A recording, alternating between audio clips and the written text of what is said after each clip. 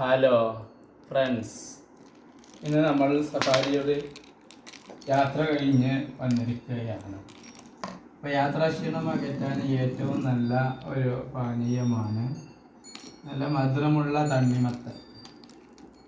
അത് ചെറുതാക്കി നുറുക്കി ഐസ് കട്ട ഇട്ടെടുത്തുകൊണ്ട് കുത്തി കലക്കി കുടിക്കുക എന്ന് പറഞ്ഞു കഴിഞ്ഞാൽ ദാഹവും ക്ഷീണവും നേരിയ തോതിൽ വിശപ്പും മാറാൻ വളരെയധികം ഉപകാരപ്പെടുന്ന പാനീയമാണ് തണ്ണിമത്തൻ ജ്യൂസ് എന്ന് പറയാം.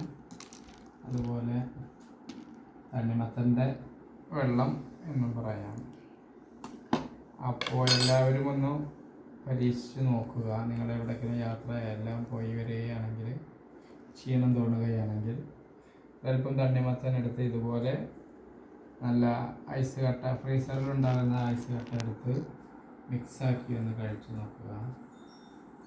ഒരല്പം മധുരം കുറവാണെങ്കിൽ ഒരല്പം പഞ്ചസാരയും ഇട്ടാൽ സൂപ്പർ ടേസ്റ്റാണ്. ഓക്കെ.